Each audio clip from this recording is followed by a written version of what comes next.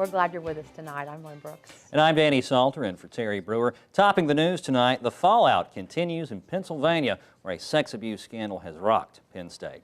Joe Paterno has been fired. That means for the very first time in decades, someone else will be on the sidelines coaching at Penn State this Saturday. The Nittany Lions are known for their love of football, much like Crimson Tide fans. And when word came Paterno was out, his fans got a little out of control. Reporter Sarah Hoya has more. Is no longer the head football coach, effective immediately. It's the news that rocked State College, Pennsylvania. An overturned news van, toppled lampposts. Police used pepper spray to control the crowd after news broke that legendary coach Joe Paterno is out after more than 4 decades at the helm of the school's legendary football program. They're going after the wrong guy. Nothing's been proven wrong. Joe, if anyone, Joe's legally cleared. So if anyone did right, it's Joe. Penn State's Board of Trustees announced it was firing Paterno and University President Graham Spanier. These decisions were made after careful deliberations and in the best interests of the university as a whole. With his wife by his side, Paterno addressed the crowd that gathered outside his home. Get a good night's sleep, all right? Study, all right? We still got things to do. All right, I'm out of it maybe now.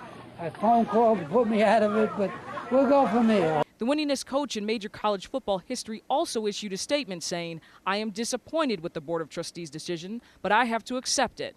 A tragedy occurred, and we all have to have patience to let the legal process proceed." Paterno's former assistant, Jerry Sandusky, is accused of sexually abusing 8 boys from 1994 to 2009. Sandusky is out on $100,000 bail. Penn State fans are gearing up for their first game without Joe Paterno this Saturday against Nebraska. I'm Sarah Hoy in State College, Pennsylvania.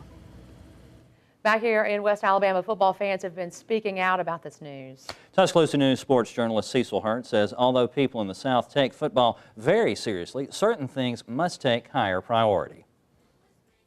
As much as people love football, and nobody loves football more than people in Tuscaloosa, but there are things in life that are more important than football, and one of them is making sure that young people are safe and protected, and that they can count on the institutions and the individuals in those institutions to take care of. WVUA Sports Director Gary Harris will have much more coming up later in Home Team Sports. Another big story we're following tonight, the possibility for freezing weather.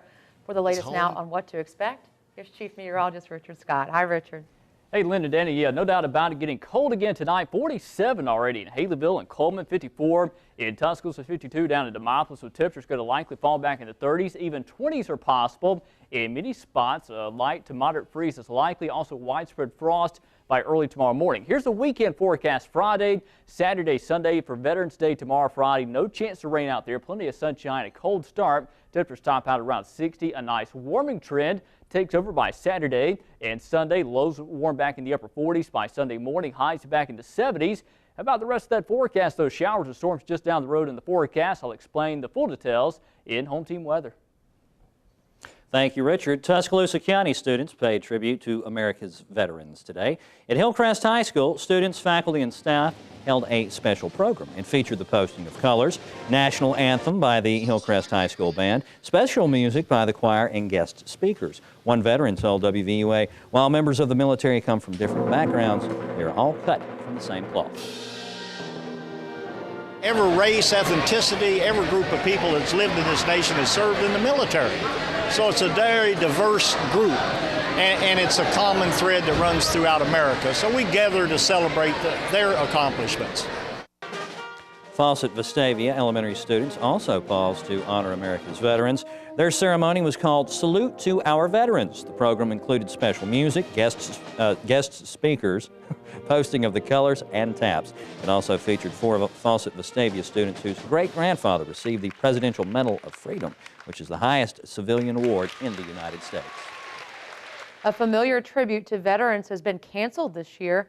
The VFW Post 6022 in Cottondale canceled the traditional motorcade. Officials say the reason? Because there will be no police escort. City officials voted to stop all police escorts after a Tuscaloosa police officer was killed escorting a funeral earlier this year.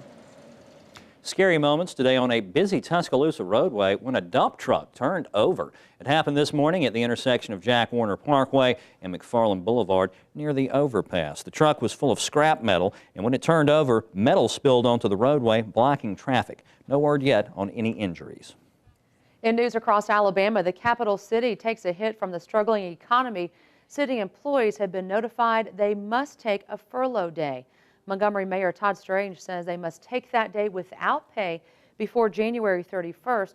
3 furlough days have been included in next year's budget at a savings of about $1.5 million.